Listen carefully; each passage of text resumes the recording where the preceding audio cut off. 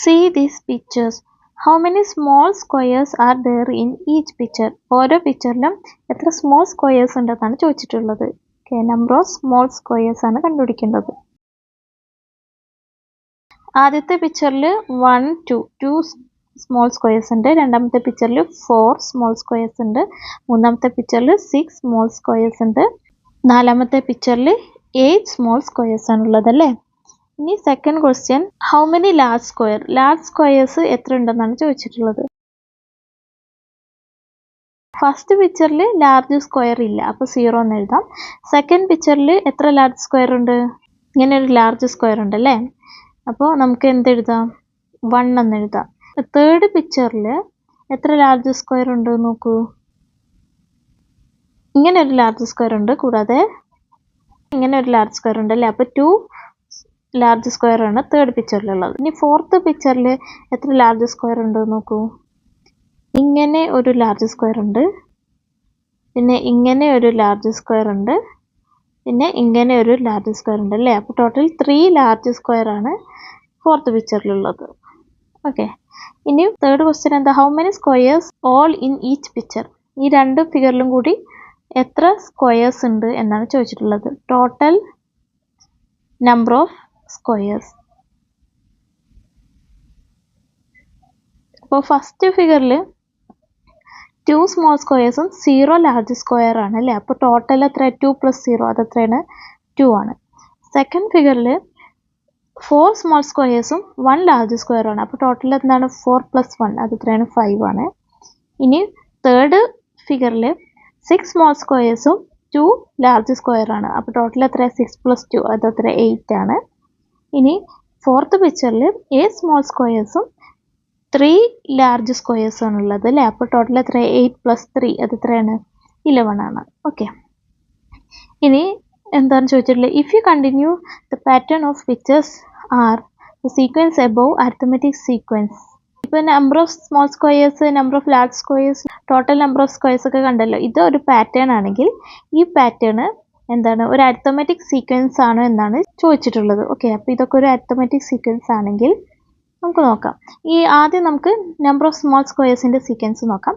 Arithmetic sequence ആണോ check ചെയ്യണമെങ്കിൽ നമ്മൾ എന്ത് ചെയ്യണം? അഡ്ജസൻറ്റ് ടേംസ് തമ്മിലുള്ള ഡിഫറൻസ് സെയിം ആണെന്ന് നോക്കണം അല്ലേ. അതായത് അടുത്തടുത്തുള്ള ടേംസിൻ്റെ ഡിഫറൻസ് സെയിം ആണെങ്കിൽ എന്താണ്? അത് അരിത്തമെറ്റിക് സീക്വൻസ് ആണ്.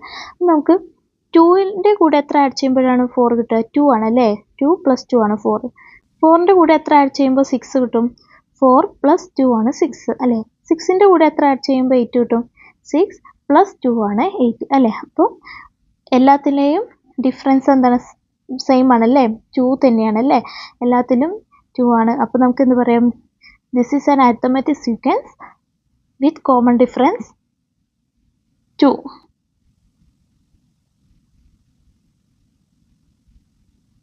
ഇനി രണ്ടാമത്തെ സീക്വൻസ് എന്താ? Number of large squares. അതെന്താ? 0 1 2 3 അല്ലേ. അപ്പോൾ ഇതിൽ അഡ്ജസൻറ്റ് ടേംസ് തമ്മിലുള്ള ഡിഫറൻസ് സെയിം ആണോ നോക്കാം. അപ്പോൾ 0യുടെ കൂടെ എന്താ ആഡ് ചെയ്യുമ്പോഴാണ് 1 കിട്ടുക? 1 ആണ് അല്ലേ. 0 + 1 ആണ് 1. ഇനി 1ൻ്റെ കൂടെ എത്ര ആഡ് ചെയ്യുമ്പോൾ 2 കിട്ടും? 1 + 1 ആണ് 2 അല്ലേ. ഇനി 2ൻ്റെ കൂടെ എത്ര ആഡ് ചെയ്യുമ്പോൾ 3 കിട്ടും? 2 + 1 ആണ് 3 അല്ലേ. അപ്പോൾ എല്ലാത്തിലും എന്താണ്? ഡിഫറൻസ് സെയിം ആണ്, 1 ആണ് അല്ലേ. അപ്പോൾ നമുക്ക് എന്ത് പറയാം? അഡ്ജസൻറ്റ് ടേംസ് തമ്മിലുള്ള ഡിഫറൻസ് സെയിം ആയതുകൊണ്ട് എന്താണ്? This is an arithmetic sequence. Okay, ഇനി അടുത്ത് എന്താണ്? Total number of squares. അത് അരിത്തമെറ്റിക് സീക്വൻസ് ആണ് ചെക്ക് ചെയ്യണമെങ്കിൽ എന്ത് ചെയ്യണം? അഡ്ജസൻറ്റ് ടേംസ് തമ്മിലുള്ള ഡിഫറൻസ് സെയിം ആണെന്ന് നോക്കണം. ഓക്കെ, അപ്പോൾ 2ൻ്റെ കൂടെ എത്ര ആഡ് ചെയ്യുമ്പോൾ 5 കിട്ടും? 2 + 3 ആണ് 5 അല്ലേ. 5ൻ്റെ കൂടെ എത്ര ആഡ് ചെയ്യുമ്പോൾ 8 കിട്ടും? 5 + 3 ആണ് 8. 8ൻ്റെ കൂടെ എത്ര ആഡ് ചെയ്യുമ്പോൾ 11 കിട്ടും? 8 + 3 ആണ് 11 അല്ലേ. ഓക്കെ, അപ്പോൾ എല്ലാത്തിലും എന്താണ്? ഡിഫറൻസ് സെയിം ആണ് അല്ലേ. കോമൺ ഡിഫറൻസ് 3 ആണ്. അപ്പോൾ നമുക്ക് എന്ത് പറയാം? This is an arithmetic sequence.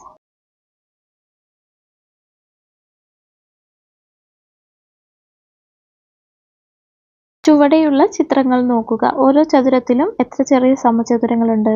ആദ്യത്തെ ചിത്രത്തിൽ 2 ചെറിയ സമചതുരമുണ്ട്.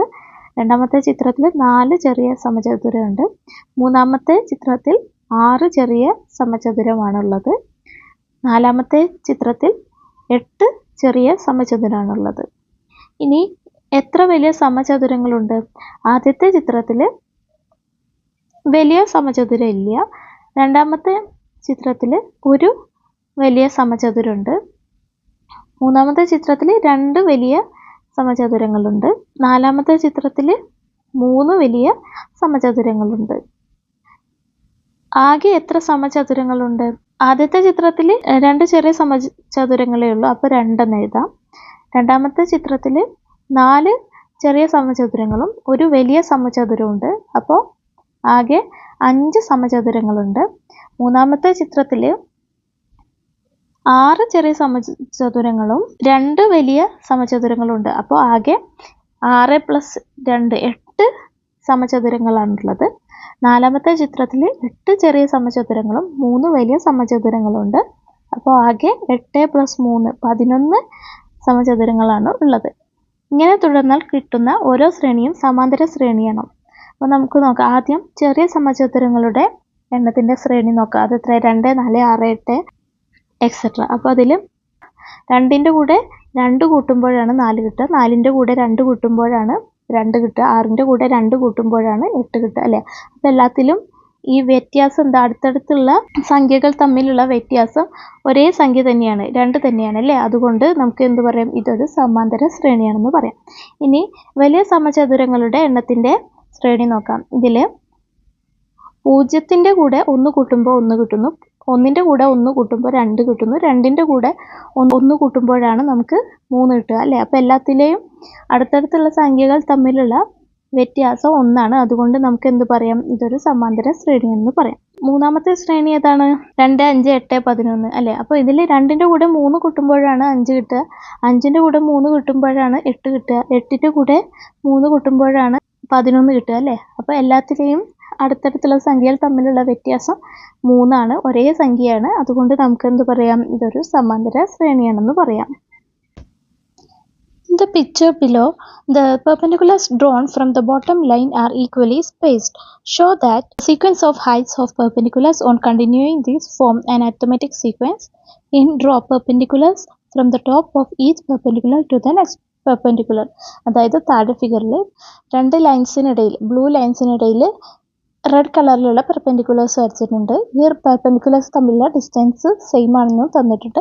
അങ്ങനെയാണെങ്കിൽ ഈ പെർപെൻഡിക്കുലേഴ്സിൻ്റെ ഹൈറ്റ്സ് അരിത്തമെറ്റിക് സീക്വൻസിലാണെന്ന് പ്രൂവ് ചെയ്യാനാണ് പറഞ്ഞിട്ടുള്ളത്. അപ്പോൾ നമുക്ക് ഹൈറ്റ്സ് h1, h2, h3 എന്നെടുക്കാം പെർപെൻഡിക്കുലേഴ്സിൻ്റെ. ഓക്കെ, അപ്പോൾ h1, h2, h3, h4, h5.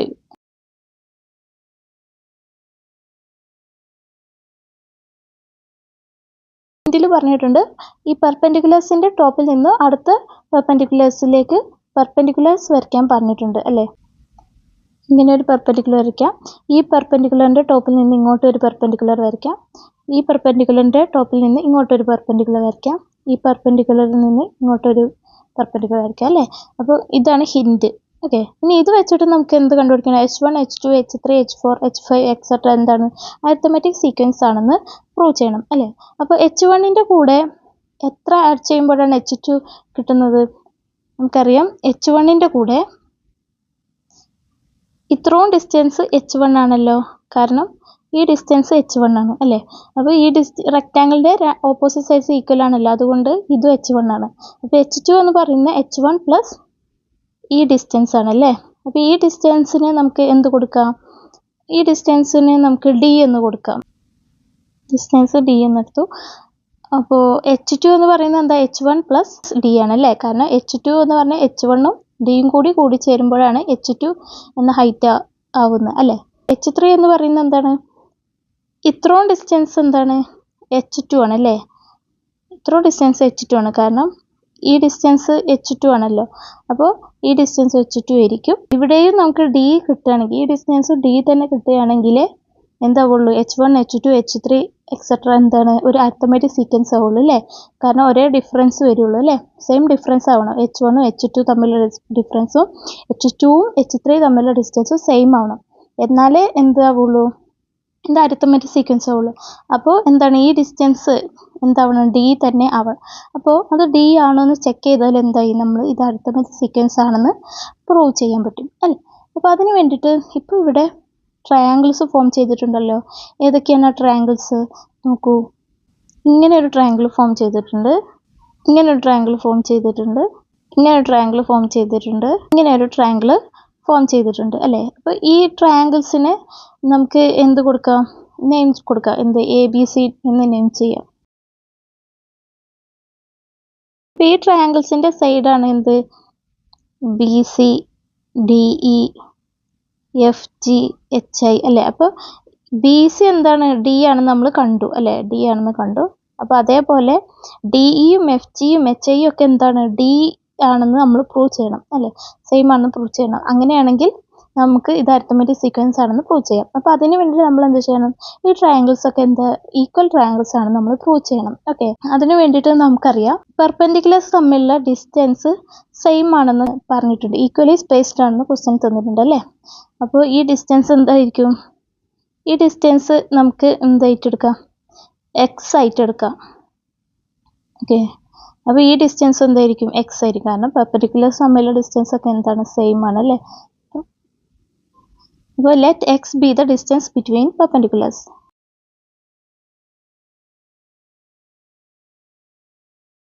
അപ്പോൾ ഈ ട്രയാങ്കിൾ ABC-യിലെ AC എന്ന സൈഡ് എന്തായിരിക്കും, AC എന്ന സൈഡ് എക്സ് ആയിരിക്കും. കാരണം എന്താണ്, അത് ഈ ഡിസ്റ്റൻസ് തന്നെയാണ് അല്ലേ, റെക്റ്റാങ്കിളിൻ്റെ ഓപ്പോസിറ്റ് സൈഡ്സ് ആണ്. അപ്പോൾ അതുകൊണ്ട് ഈ ഡിസ്റ്റൻസ് എക്സ് ആയിരിക്കും. അതേപോലെ BEയിലെ ഈ ഡിസ്റ്റൻസ് എക്സ് ആണ്, DGയിലെ ഈ ഡിസ്റ്റൻസ് എക്സ് ആയിരിക്കും. കാരണം എന്താ, ഈ ഡിസ്റ്റൻസ് എന്ന് പറയുന്നത് ഈ സെയിം ഡിസ്റ്റൻസ് തന്നെ ആയിരിക്കും അല്ലേ. അതേപോലെ ഇവിടെ സെയിം ആണ്, അതുകൊണ്ടാണ് ഇവിടെ എക്സ് വന്നത്. ഈ ഡിസ്റ്റൻസ് എന്താണ്, ഇത് എക്സ് ആയിരിക്കും. കാരണം എന്താണ്, ഈ ഇവിടെ താഴെയുള്ള അതേ റെക്റ്റാങ്കിൾ അല്ലേ, ഇതൊരു പെർപെൻഡിക്കുലർസ് ആയതുകൊണ്ട് ഇതൊരു റെക്റ്റാങ്കിൾ ആണ്, അതുകൊണ്ട് ആ ഡിസ്റ്റൻസ് എന്താ, എക്സ് തന്നെ ആയിരിക്കും അല്ലേ. ഇനി ഈ ആംഗിൾസ് നോക്കൂ, ആംഗിൾ എയും ആംഗിൾ ബിയും ആംഗിൾ ഡിയും ആംഗിൾ എഫും, ഇനി ബ്ലൂ കളറിൽ മാർക്ക് ചെയ്തിട്ടുള്ള ആംഗിൾസ് ആണ്. ഈ ആംഗിൾസ് ഒക്കെ എന്താണ്, ഈക്വൽ ആയിരിക്കും. കാരണം എന്താണ്, ഇവ കറസ്പോണ്ടിങ് ആംഗിൾസ് ആണ് അല്ലേ. കാരണം AC-യും BEയും DGയും FIയും ഒക്കെ എന്താണ്, അവ പാരലൽ ലൈൻസ് ആണ് അല്ലേ. കാരണം അവ പെർപെൻഡിക്കുലർസ് ആയിട്ട് വെച്ചതാണ്. അപ്പോൾ ഈ പെർപെൻഡിക്കുലർസ് ഒക്കെ പാരലൽ ആയിരിക്കും അല്ലേ. അപ്പോൾ ഈ പാരലൽ ലൈൻസിനെ ഈ AH എന്ന ലൈൻ കട്ട് ചെയ്യുമ്പോൾ ഫോം ചെയ്യുന്ന കറസ്പോണ്ടിങ് ആംഗിൾസ് ആണ് എന്ത്, angle A, angle B, angle D, angle F. Okay, അപ്പോൾ അതുകൊണ്ട് ഈ ആംഗിൾസ് ഒക്കെ എന്തായിരിക്കും, ഈക്വൽ ആയിരിക്കും അല്ലേ.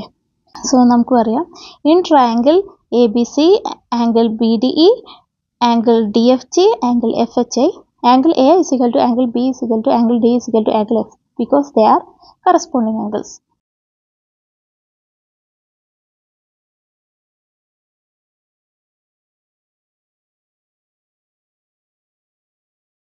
കൂടാതെ ഈ ട്രയാങ്കിൾസിലെ angle C, angle E, angle G, angle I ഇവയൊക്കെ എന്താണ്, ഫിഗറിൽ മാർക്ക് ചെയ്തിട്ടുള്ള ആംഗിൾസ് ഒക്കെ എന്താ, 90 ഡിഗ്രി ആണ് അല്ലേ. കാരണം പെർപെൻഡിക്കുലർസ് തമ്മിലുള്ള ആംഗിൾ എന്താ, 90 ഡിഗ്രി ആയിരിക്കും അല്ലേ. അപ്പോൾ നമുക്ക് എന്ത് പറയാം, angle C, angle E, angle G, angle I are 90 degree.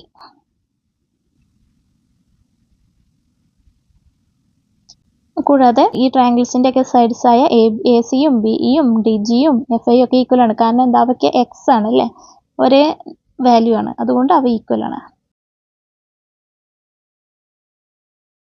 അപ്പോൾ ഈ 4 ട്രയാങ്കിൾസിലെയും ഓരോ സൈഡ്സ് ഈക്വൽ ആണ്. കൂടാതെ ഈ സൈഡ്സിൻ്റെ എൻഡിൽ വരുന്ന ആംഗിൾസും ഈക്വൽ ആണ് അല്ലേ. അപ്പോൾ എല്ലാ ട്രയാങ്കിളിലെയും ഒരു സൈഡ്സ് ഈക്വൽ ആണ്, കൂടാതെ ഈ സൈഡ്സിൻ്റെ എൻഡിൽ വരുന്ന ആംഗിൾസ് ഈക്വൽ ആണ്. അതുകൊണ്ട് നമുക്ക് എന്ത് പറയാം, these triangles are equal triangles. So triangle ABC, triangle BDE, triangle DFG and triangle FHI are equal triangles because these triangles has one equal side and equal angles on both ends of the equal side.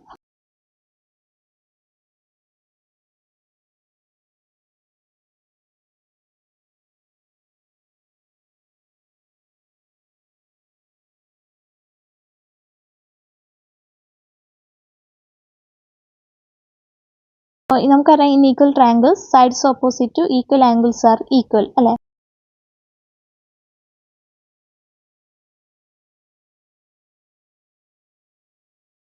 നമ്മളിവിടെ കണ്ടു അല്ലേ, angle എയും angle ബിയും angle ഡിയും angle F ഒക്കെ equal ആണ് അല്ലേ. അപ്പോൾ ഈ ഈക്വൽ ആയിട്ടുള്ള ആംഗിൾസിന് ഓപ്പോസിറ്റ് സൈഡ്സ് എന്തായിരിക്കും ഈക്വൽ. എക്ക് ഓപ്പോസിറ്റുള്ള സൈഡാണ് എന്ത് ബി സി, ബിക്ക് ഓപ്പോസിറ്റുള്ള സൈഡാണ് ഡി ഇ, ഡിക്ക് ഓപ്പോസിറ്റുള്ള സൈഡാണ് എഫ് ജി, എഫിന് ഓപ്പോസിറ്റുള്ള സൈഡാണ് എച്ച് ഐ അല്ലേ. അപ്പോൾ ഈ സൈഡ്സ് ഒക്കെ ഈക്വൽ ആയിരിക്കും അല്ലേ. So B C is equal to D E is equal to F G is equal to H I അല്ലേ. ഈ ബി സി നമ്മൾ ഡി ആയിട്ടല്ലേ എടുത്തത്, അപ്പോൾ ഇതൊക്കെ എന്തായിരിക്കും, ഇതൊക്കെ ഈക്വൽ ആയതുകൊണ്ട് ഇതൊക്കെ എന്തായിരിക്കും ഡി ആയിരിക്കും അല്ലേ. എച്ച് ടു എന്ന് പറയുന്നത് നമ്മൾ കണ്ടു. എച്ച് ടു എന്ന് പറയുന്നത് എന്താണ്, എച്ച് വൺ പ്ലസ് എച്ച് വണ്ണിൻ്റെ കൂടെ ഈ ബി സി കൂട്ടിയതാണ്. ബി സി എന്ന് പറയുന്നത് ഡി അല്ലേ, എച്ച് വൺ പ്ലസ് ഡി ആണ്. അതേപോലെ എച്ച് ത്രീ എന്ന് പറയുന്നത് എന്താണ്, എച്ച് ത്രീ എന്ന് പറയുന്നത് H two plus D E അല്ലേ. ഡി ഇ എന്ന് പറയുന്നത് ഡി അല്ലേ, അപ്പോൾ എച്ച് ടു പ്ലസ് ഡി ആണ്. എച്ച് ഫോർ എന്ന് പറയുന്നതോ, എച്ച് ഫോർ എന്ന് പറയുന്നത് H three plus F G ആണ് അല്ലേ. കാരണം എന്താണ്, ഇത്രയും ഭാഗം എന്താ എച്ച് ത്രീ ആണ്, പിന്നെ ഈ ഇത്രയും പോർഷൻ എന്താ എഫ് ജി, എഫ് ജി എന്ന് പറയുന്നത് ഡി അല്ലേ. അപ്പോൾ നമുക്ക് എന്താ പറയുക, എച്ച് ത്രീ പ്ലസ് ഡി ആണ് അല്ലേ. പിന്നെ എച്ച് ഫൈവ് എന്ന് പറയുന്നത് എന്താണ്, അതേപോലെ എച്ച് ഫോർ പ്ലസ് ഡി ആണ് അല്ലേ. എച്ച് വണ്ണിൻ്റെ കൂടെ എത്ര ആഡ് ചെയ്യുമ്പോൾ എച്ച് ടു കിട്ടും, എച്ച് വൺ പ്ലസ് ഡി ആണ് അല്ലേ. എച്ച് വൺ പ്ലസ് ഡി ആണ് എച്ച് ടു അല്ലേ. അപ്പോൾ നമുക്ക് എന്ത് പറയാം, പ്ലസ് ഡി. പിന്നെ എച്ച് ടുവിൻ്റെ കൂടെ എത്ര ആഡ് ചെയ്യുമ്പോൾ എച്ച് ത്രീ കിട്ടും, എച്ച് ടു പ്ലസ് ഡി ആണ് അല്ലേ. അപ്പോൾ എച്ച് ടു പ്ലസ് ഡി ചെയ്യുമ്പോൾ നമുക്ക് എച്ച് ത്രീ കിട്ടും. എച്ച് ത്രീയുടെ കൂടെ എത്ര ആഡ് ചെയ്യുമ്പോൾ എച്ച് ഫോർ കിട്ടും. നോക്കൂ, എച്ച് ത്രീ പ്ലസ് ഡി ആണ് എച്ച് ഫോർ എന്ന് പറയുന്നത് അല്ലേ. അപ്പം അതിൻ്റെ കൂടെ ഡി ആഡ് ചെയ്യുമ്പോൾ എച്ച് ഫോർ കിട്ടും. അതിൻ്റെ കൂടെ എല്ലാത്തിനും കോമൺ ഡിഫറൻസ് എന്താണ്, ഒന്നാണ്, ഡി തന്നെയാണ് അല്ലേ. H one, H two, H three, H four, H five etcetera are arithmetic sequence.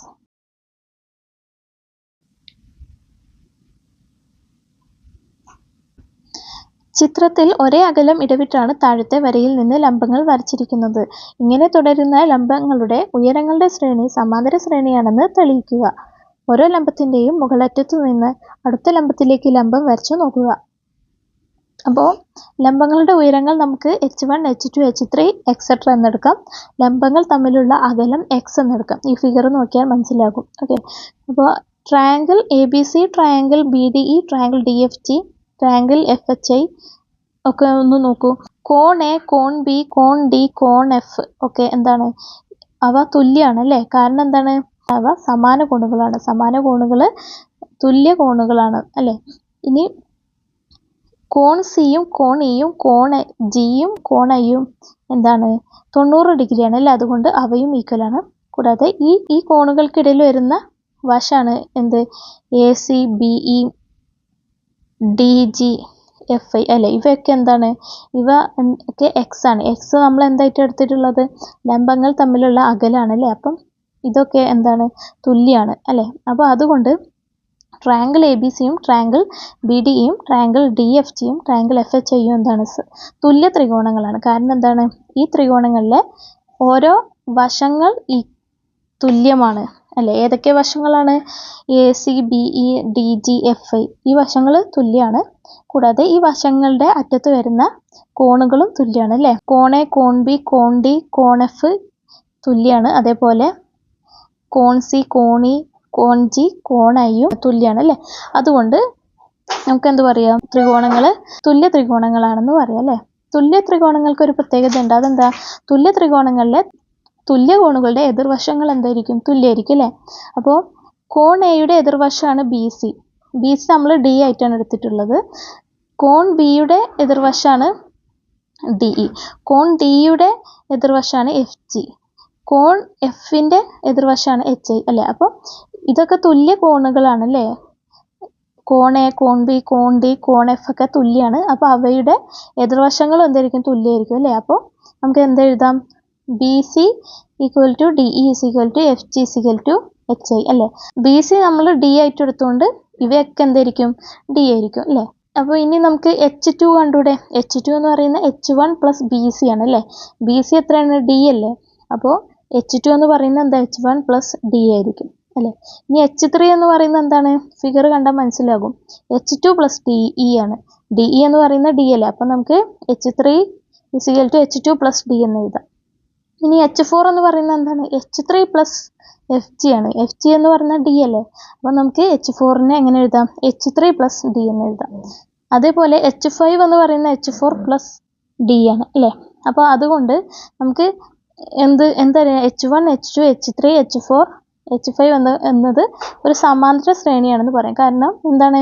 H1 H2 തമ്മിലുള്ള വ്യത്യാസം എന്താണ്? ഡി ആണല്ലേ. കാരണം H1ൻ്റെ കൂടെ ഡി കൂട്ടുമ്പോഴാണ് H2 കിട്ടുക അല്ലേ.